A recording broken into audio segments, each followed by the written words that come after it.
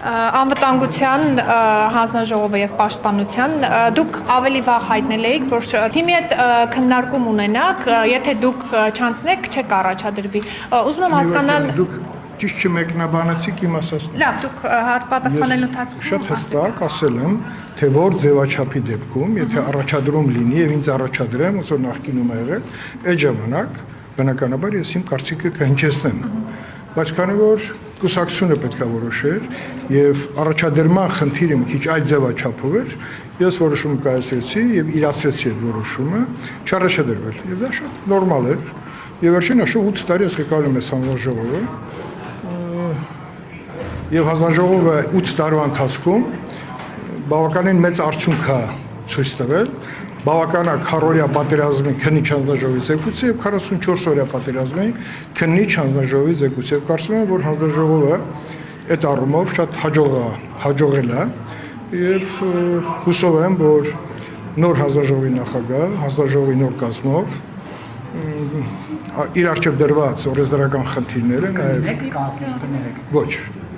Ես արդեն առաջադրվել եմ պետաիրավական հանձնաժողովի որպես մտավախություն կներեք էլ դուք այդ ոլորտում ավելի այսպես Չէ, ես այն ոլորտում էլ ված չեմ, որովհետև մի մոռացեք, որ պետաիրավական հանձնաժողովի տիրույթում է գտնվում քննչական մարմինները, զեկույցները, գլխավոր դատախազի համապատասխան մարմինների զեկույցները եւ նաեւ նրանք ըստ էության առնչվում են նաեւ անվտանգային խնդիրներին, որտեղ իմ փորձառությունը շատ օգտակար կլինի, վերջանում երկուներ։ Ես փոխում եմ սլաքները։ Հիմա նոր իրողություն է, նոր դիրքում կարծում եմ նոր խոսք պետք է բերել որը էլի առնչվելու է մեր երկրի անվտանգության։ Պարոն Քոչարյան, այսինքն մտավախություն, որ դուք միշտ իրավապահ մարմիններին քննադատել եք, որ ճիշտ չեն աշխատել, ճիշտ ուղղությամբ չեն աշխատել։ Արտահայտեցի։ Իրավապահ մարմինները ես ժամանակին ղեկավարել եմ։ Հետագայում նաև իրենց հետ համագործակցության արդյունքում վերջի 8 տարին մենք ցույց ենք տվել բավականին բարձր արդյունքներ թե օրենսդրական դաշտում, թե նրանց վերահսկողական ֆունկցիաների, մեր վերահսկողական ֆունկցիաները էֆեկտիվ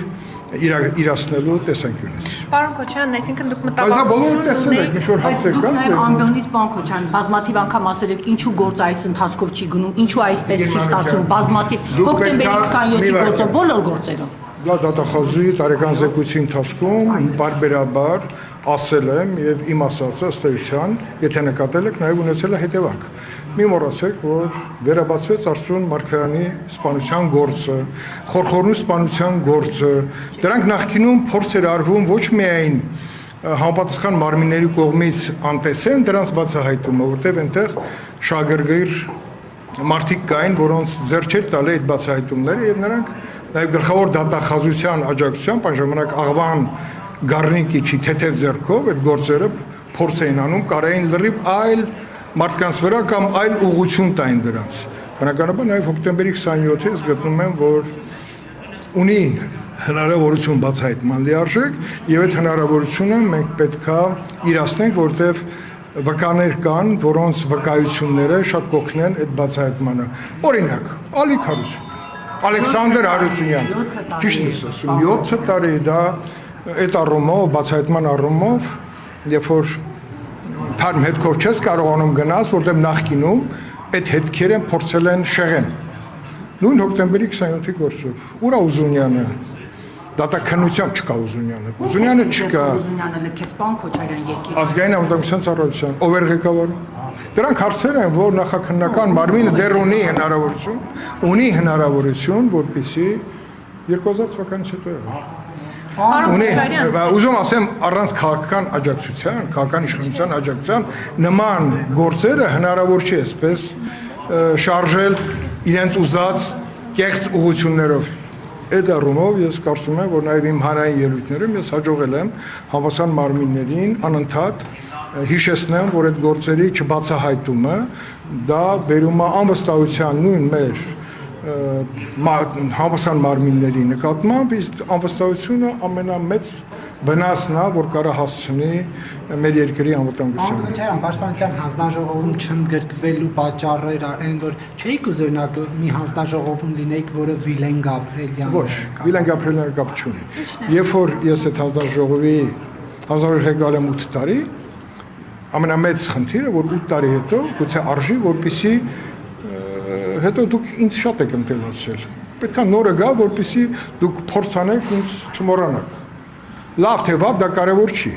Եվ վերջին հաշվով համատության մեջ է երևում աշխատանքի որակը բարձր եղել թե չէ։ Մտավախություն չկար, որ զեկույցը ամենակարևոր զեկույցը, որը Պաշտպանության հանձնաժողովը այդքան քննեց, բազմաթիվ աշխատանքներ իրականացրեց, այո, եւ ըստ էության արխիվ ուղարկեց։ Ինչու՞։ Այդպես չի։ Դուք էլի սխալվում եք, Տիկին Մանուկյան, ես ուզում եմ ավելի հետ գնամ։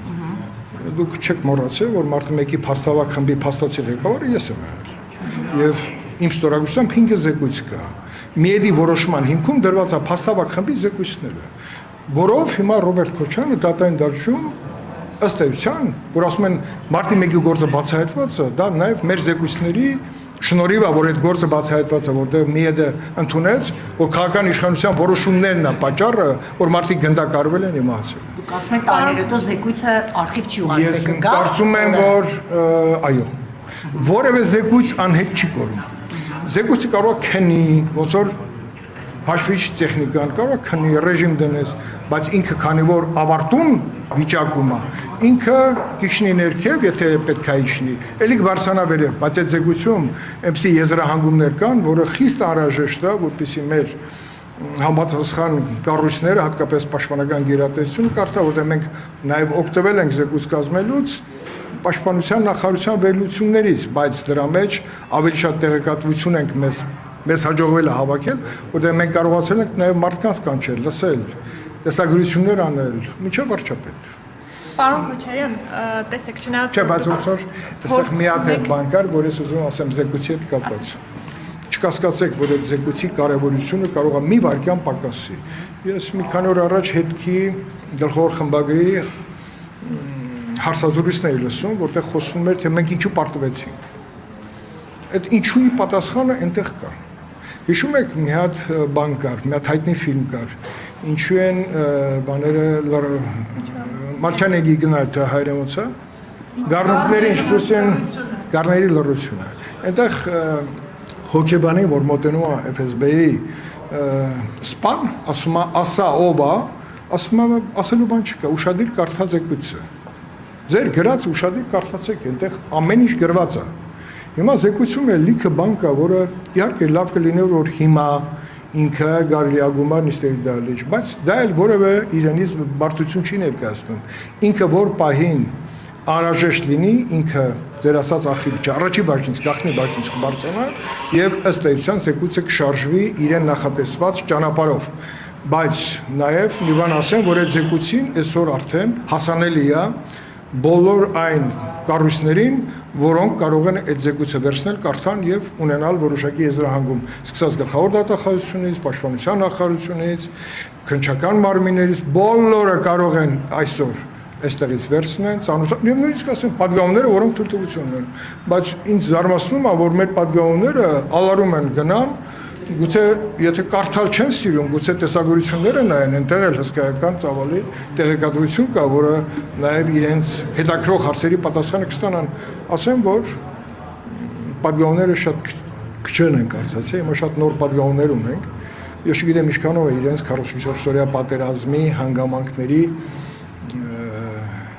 դրվագները այդքան խորությամբ հետաքրում, բայց ես շատ կուզեի, որպեսզի նաև ծանոթանան մեր հասարակության բոլոր այն շերտերը, որոնք ունեցել են ընտանիքում կորուստներ, զավակներ եւ այլն։ Բայց դա արդեն ապագայի խնդիր է, որտեղ ամենակարևոր բանը Պաշտպանության հանձնաժողովը կարողացավ պատրաստի զեկույց, իսկ կանոնակարգ օրենքի հիմնական պահանջը 26-րդ հոդվածն ասում է աշխատանքները ավարտվում են, երբ որ զեկույցը ներկայացվում է ազգային ժողովի նիստերի դահլիճում։ Պարոն Քոչարյան, չնայած որ փորձում եք հումորով շրջանցել այդ Ես հումոր ասեցի։ եւ անվտանգության հարցերով հանձնաժողովում չառաջադրվելու։ Չէ, հումոր չէ, շատ լուրջ եմ ասում։ Չէ, դե նշում եք հիմա մենք էլ ենք շատ ադապտացվել, հիմա պետքա նորը գա, բայց այդուհանդերձ կարող է մտավախություն կար, որ այդուհանդերձ ձեզ չեն ընտրելու եւ օրինակ ձեզ Չէ, ես ձեզ պարզ ասել եմ նախորդ կեպազորությունում։ Այստեղ ընտրվել չընտրվելու հարցը չկար։ Ես ասեցի, որն է իմ համար ընտրվելու առաջին քայլը, նախ առաջադրվելը։ Ես ինքնաառաջադրվել, երբեք չեմ ինքնաառաջադրվել 90-ականներում, երբ որ Ղարաբաղ կոմիտեն ինձ առաջարկեց գնամ ներքին գործերի փոխնախարարի պաշտոնը ինքը առաջարկեց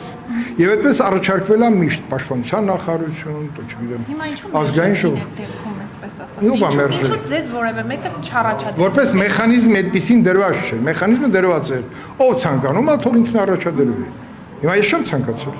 Շատ լավ։ Պարոն Քոչյան, վերջին Բայց ինչ կա դեղ անհասկանալի, շատ པարզ է։ Հա, անցնում եմ այլ հարցի։ Վերջին 3 շաբաթների ընթացքում մասնավորապես շաբաթ չի եղել, որ կրակոցներ չհնչեն քաղաքացիական։ Տեսել եք, այսօր էլ տեսանյութ հրապարակվեց, հունիսի 20-ի դրվագներով Կիլիկիայում ավտոմատներով կրակում էին միմյանց վրա։ Դες, ուրա։ Կենցաղային Արի այստեղ հետաքի բացատրություն պիտան, որը չեք կարծում։ Կենցաղային հարցերի վերաբերյալ էր այդ վիճաբանությունը եղել, որտեղ կրակոցներ էին հնչել, դրան նախորդել էր նաև Մուրացյան փողոցում 30 անգամ Բաքում Դրանից ավելի առաջ տեղի ունեցել Արաբկիրը ամենածավալումն է, գիտեք որ առումով։ Որ մեկ էլ պարզվեց, որ թաքցրած զենքերով լիքը մարդ կա։ 40 հոգի զենքերը անել են եւ անիմաստ իմ սիրած բառոներում ախմախ ինչ որ պատմության մեջ սկսեցին իրար գնդակարել կրակել դրանից առաջ փարակարներ բայց դրանից հետո արաբկիրից հետո եթե ուշադիր լինեիք Պաշտպանության անվտանգության Facebook-յան էջում ես իմ մտահոգություն այդ ամբողջի նկատմամբ իրականացնի դատախազական վերահսկողություն ուժային կառույցների այնպես չի որ դատախազությունը միայն քրեական գործերը հարուցում ոչ ինքը պետքա նաև նայի ուժային կառույցները այս վերլուծությունների հիման վրա ինչ հարցերի շուրջ ինչ ծրագիր են իրականացնում եւ հիմա տեսեք նորից նույն խնդիրն է ներքին գործերի նախարարությունը մենք հսկայական բարեփոխումներ ենք արել քրեական ոստիկանություն համակարգային ոստիկանություն եւ այդպես շարունակ մյուս կառույցները քննչական մարմինները հիմա այս ամբողջի մեջ շատ կարեւոր է թե իրենք այդ բարեփոխումների արդյունքում ոնց են կառավարում այդ ինստիտուտները, որպեսզի սկսած թաղային, հա, թաղերին դրող մթնոլորտից մինչև ընտանիք, տեսեք, ընտանեկան բռնությունների մասին են խոսում, հոգեբանության մասին են խոսում, ամեն ինչի մեջ կա հոգեբանություն։ Ցանկացած հանցագործություն առանց հոգեբանական խճանկարի ինքը հանցագործություն չի դառնում, որտեղ այդ մարդու մեջ չգիտես այդ պահին որն է գերիշխում, բայց հիմա զենքի արկայությունը Մեռանք ասելով, այդ զենքը չի կարա անընդհատ մնա ինչ որ մարդկանց տանը ապօրինի ձևով։ Պետք է մեր անվտանգության մարմինները զենքի խնդիրը լուծեն։ Տեսեք զենքի մասին օրենք ընդունեցինք, մտածում ենք, որ այդ օրենքով ով օրինական իրավունք ունենա զանը զենք պահելու, նա այդ զենքը երբեք չի կարա, այ օրինական զենքը չի կրակում։ Բայց անօրինական զենքերի հսկայական ցավալքը, որտեղ 44 օրյա պատերազմը այդքան վաղ ժամանակում չի որ ավարտվել, այդ զենքերի իսկական կորուստ ունենք, բայց դա ամենօրյա մեր նպատակների մեջ պետք է ներառվի, ապօրինի զենք պարզապես պետք է չլինի։ Մի այսպիսի փորձել ասեմ, կարող ասա շատ օգտակար է, 90-ականներից հետո պատերազմում երբ որ զենքեր էին կորում, քաղաքական իշխանությունը այն ժամանակ որոշեց ապօրինի զենքը զենք ունեցողից առնի։ Փող առնեն, որ մարդիկ բերեն զենքը գոնե հանցագործություն միջև դառնալը առանց քրեական գործի պետությունը ինքը առնում էր եւ գնում էր զինված ուժեր, որը էլի շատ լավ է։ Ուզում եմ ասեմ, որ այո, մտահոգիչ իրավիճակ է, որովհետեւ երբ որ մի քանի օր իրար հետևից կարող չի դանակահարում թե կրակոցը, կրակոցը ավելի վատ, հասարակության մեջ անվստահության այսպես էլեմենտ առաջանում երկրում անվտանգ ապրելով, որովհետև այսօր մեր երկրի գրավությունը նաև կախված է նրա հետ, որ մեր երկիրը համարվում է անվտանգ երկրներից մեկը։ Դրա համար տուրիզմը զարգանում է, փողոցում անվտանգ քայլում են, աղջիկ ունեցողները շատ չեն մտահոգվում։ Բայց մարդը, եթե կրակես, կարող է այդ գնդակը կողքինին ոչ միայն վնասի, այլ կյանք խլի։ Հիմա բացի դատախազությունից, պարոն Քոչարյան, այլ մարմիններում պաշտոնանկություններ չպիտի լինեն, պաշտոնանկություն, նայեք, պաշտոնանկությունը որպես վերջնարդյունք, եթե տեսնում են, որ լուծումները չի տրվում եւ համապատասխան ղեկավարը չի կարողանում իրավիճակի թելադրանքից ելնելով համապատասխան կառույցը այնպեսի վիճակի բերի, որպեսզի էֆեկտիվ լինի իրենց արժեվ դրված քաղաքական խնդիրը լուծեն, քաղաքական խնդիրը պայքար անօրինականության եւ հանցավորության դեմ։ Պետք է ուրեմն Եվ ինչ եմ ասում, դատախազական վերահսկողությունը շատ կարևոր է, որովհետև հիմնական վերլուծությունները այսպես թե այնպես հավաքվում են դատախազության կառույցում։ Պարոն Քոչարյան, դուք իրավապահ մարմիններից ուղղությունը տանում եք դատախազության, բայց որ չէ, բազապես վերահսկողություն, չէ, ուղղակի գիտեք ինչն է այստեղ խնդիրը, մարմինները մեկը մյուսի վրա է գցում, պարոն Քոչարյան, ասում են ոստիկանությունը թող գնա կախի, քննչականը լավ չի աշխատել մեղադրյալի չի բռնել։ Այս երևույթի հետ ենք մենք ասում, պատական չեմ ասում, որովհետև դա այն կառույցն է, որը իրավասու է այդ վերահսկողությունը իրականացնել։ Նաև մենք խորհրդանական վերահսկողությունն ենք։ Դա էլ պետք է անընդհատ օգտագործես, բայց բուրգի վերևում, երբ որ մենք ընտրել ենք այդ մարմնի ղեկավարին, այդ մարմնի արժեք դրված խնդիրի դա է, ընդ որում նախկինում դատախազությունը մեծ լիազորություններ ուներ, քննչական մարմին ուներ ձեռքի տակ։ Հիմա դա չկա, բայց դրանով իր ֆունկցիոնալ խնդիրների ծավալը չի պակասում։ Ես նորից եմ ասում, որ բոլոր մարմինները պետք է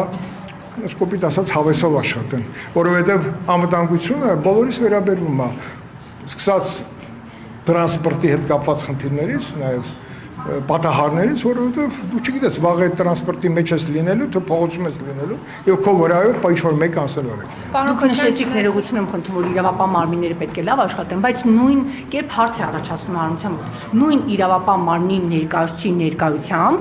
պաշտոնատար անձի եղբայրը, Կոնջորյանի եղբայրը, հայոյում է պարոն Քոչարյան եւ բարեկային ծառայողը որևէ քայլ չի անում։ Հայոյանքը հնչում է, բարեկային ծառայողը ուղեկցում է։ Հիմա ներքին գործերի նախարարություն կա ծառայական հանրության մոտ հարց է առաջանում։ Այստեղ ես կարամ ասեմ, որ պարլամենտն էլ հսկայական անելիք ունի։ Սկսած հարց ու պատասխանների ռեժիմը։ Ով է խանգարում, որ այդ հարցադրումները դուք որպես լրագրող ինձանից հիմա որպես պատգամավոր ուզում եք լսեք, հիմա դուք կտեսնեք նաև իմ որպես պատգամավոր, ինչպեսի ես ինձ պահվածք ունենամ նաև այս հարցերի շուրջ ավելի հանրային խոսույթս ավելացնելու, որտեղ հանձնաժողովի նախագահի ֆունկցիաները բավականին մեծ է, բայց եթե էֆեկտիվ աշխատում է, շատ ծանր է։ Մեր հանձնաժողովը այս տարիներին շատ էֆեկտիվ աշխատել է ծանր, որտեղ երկու ճակատով աշխատել։ Քարորիա պատերազմի քննիչ հանձնաժողովը, որը տևել է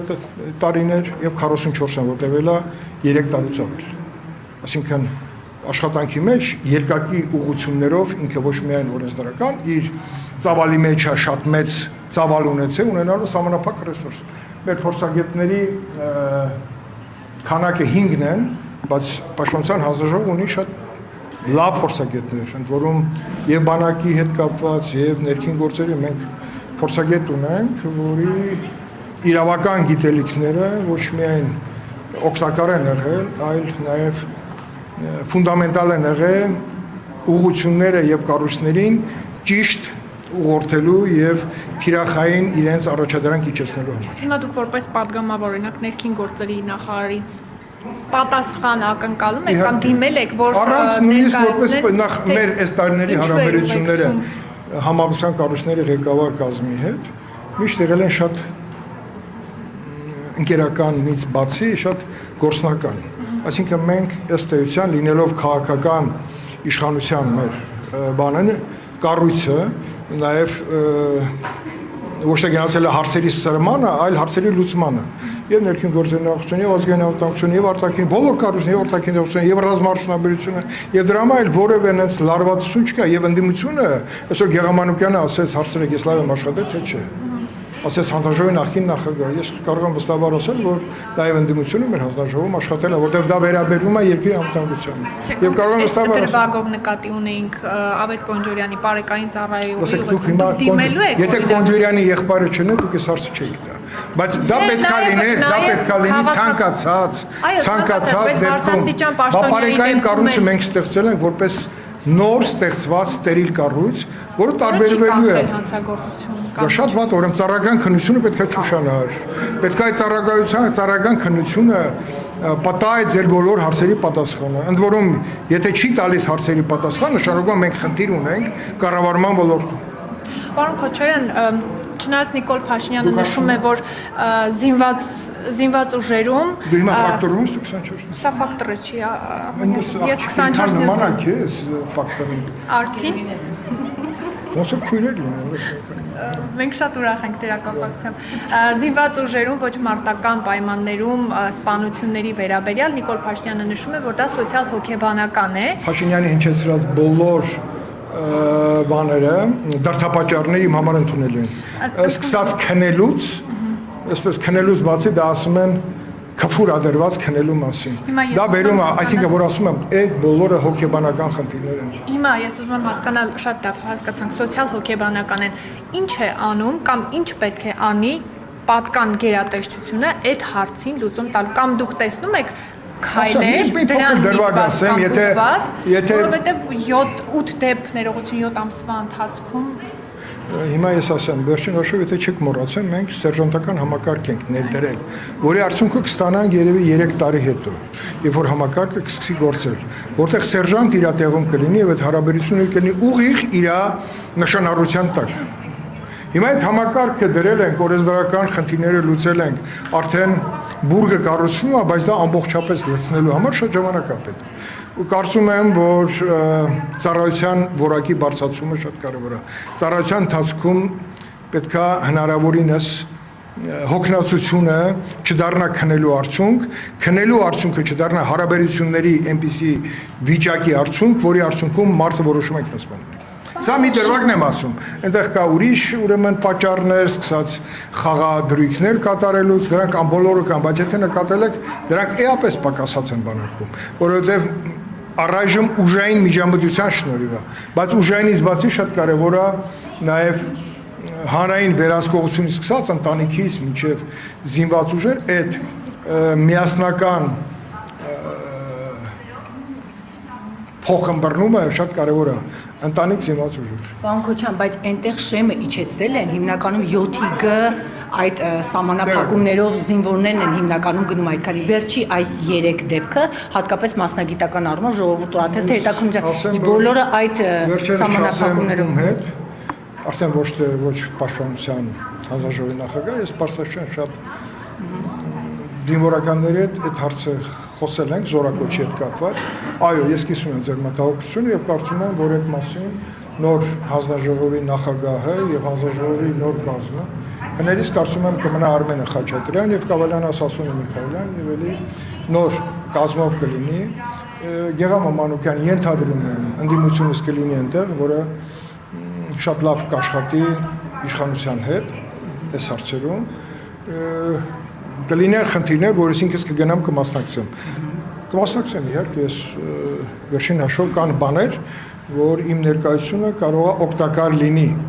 բայց ես կարծում եմ, որ երբ որ ես որոշում կայացրեմ տեղափոխվել այլ հանձնաժողով, երկար եմ մտածել եւ ճիշտ որոշում եմ կայացրել։ Շնորհակալություն, բոլոր դեպքերում դուք պաշտպանության հանձնաժողովի նախագահն եք եղել։ Հիմա այսօր այլևս այն առանցքային դեմքերից չեք։ Ո՞վ ասեց։ Շարքային падգամավոր։ Ոչ, առանցքային դեմքը պաշտոնով չի, ապրած կյանքով է։ Հիմա ես, որ ասենք թե պաշտոն չեմ ունեցել, պաշտոնի կորուստը այսպես աներ չեք տանում պաշտոնը։ Ես քանի անգամ եմ հրաժարական տվել նախկին իշխանությունների ժամանակ, նախկին ասելով Ռոբերտ Քոչյանը չի։ Ղարաբաղ կոմիտեի իշխանության ժամանակ մի քանի անգամ։ Եվ քանի անգամ են ինձ նորից հետ վերադարձվել։ Նույնքան անգամ։ Հիմա պաշտոնին եթե կարճես, դու կդառնաս այդ պաշտոնի գերին։ Սա ձայնագրվում է։ Այո, այո։ Հա, պաշտոնի գերին, ով դարձա պաշտոնի գերի, շուտ թե ուշ նա փորձանք է։ Դրա համար որ ասում են, ինչ որ ժամանակա շրջան, փուլ, պետքա քաշվես մի կողմ, կողքից նայես, դու ոնց ես պաշտոն ավարել եւ քեզ ոնց են գնահատում։ Տեսեք, իմ հետ կապված բազմաթիվ sense սուր անկյուններ կան։ Սկսած իմ ժամանակ ինչ որ բաներ, հա, ինֆորմացիաներ, որ sense տարածվում էր, հետո այդ ինֆորմացիաները ծեփում էին պատին, անհետանում են, բայց ես ինձ ճանաչում են ոչ թե պաշտոնով, այլ իմ ապրած կյանքով։ Եվ վերջին հաշվով պաշտոնը չի մարդուն գեղեցկացնում, այլ մարդը կարող է գեղեցկացնի պաշտոնը։ Եվ հուսով եմ, որ անկախ ամեն ինչից, եթե ես կշիռ եմ ձեռք բերել քաղաքական, դա նաև իմ ապրած կյանքով է, իմ մտերիմների, իմ ընտանիքի, նաև իմ եւ իմ թիմակիցների նվիրվածության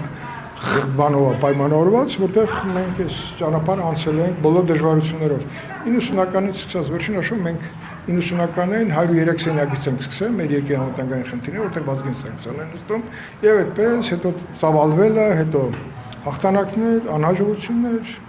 բայց այսօր մի խնդիր ունենք մեր երկիրը պահել անվտանգ պահելու համար պետքա նաև պաշտոնյան գիտակցի, որ ինքը անփոխարինելի չի, եւ եթե ինքը չի կարողանում իր տեղում որոշակի լուծումներ գտնի, ուրեմն պետքա գտնեն այն մարդուն, որը ավելի ճկուն է մտածում, ավելի թարմ է մտածում, եւ ես վստահ եմ, որ մեր երկրում կադրային սով երբեք չի կարող լինի, եթե փնտրում ես համապատասխան մարդկանց։ Ես զբաղվել եմ ուժային կառույցների կադրային քաղաքականությամբ, իմ հիմնական բանը եղել է դա, եւ ես միշտ հպարտանում եմ, որ կադրային քաղաքականության մեջ իմ առաջին ներքին գործերի նախարարությունում ես կատարել եմ 2700 կադրային փոփոխություն հորիզոնական եւ ուղղայաց, պաշտպանական գերատեսչությունը 0-ից գնացել ենք, հավաքել ենք պրոֆեսիոնալների, ֆիդայիների եւ կառույցելուց հետո կարողացել ենք MC կադրային քաղաքականություն անենք, որը անշեղորեն անդադ բանակի հզորությունը մեծացրել է, սպառազինությունը երբ որ հայտնվում է համասան կառույցում, դա նաև հաջողում է եւ առաջին պատերազմի հաջողությունները պայմանավորված են առաջնորդի կադրային քաղաքականության արդյունքում։ Եթե հին տղերքից հարցնենք, ասենք Վազգենը զբաղվում էր ավելի շատ այդ կռվող տղերքի ֆիդայներով, այսօր շատ պրոֆեսիոնալներին Հայաստան բերելով, սկսած գեներալիտետից մինչև լեյտենանտ, սովետական բանակից հիմնականում։ Եվ դրանց համատեղ այսպես ներդաշնակումը բերել է շատ լուրջ հաջողություններ եւ հիմա էլ բանակը, որպեսի ավելի ամուր եւ ոչ միայն բանակ, բոլոր ուժային կառույցները ամեն ինչի հիմքում դրված է ճիշտ կադրային քաղաքականություն պետք է լինի։ Պետք է մարդը, երբ որ ընդունվում է ծառայության, նա պետք է հեռանկարում տեսնի ինքը ծառայության ինչպիսի չափորոշիչների շնորհիվ պետք է բարձրանա եւ ինքը տնօրինի արդեն այն որոշումները, որը ինքը կուզենար, որպեսի արդյունք տա։ Շնորհակալություն։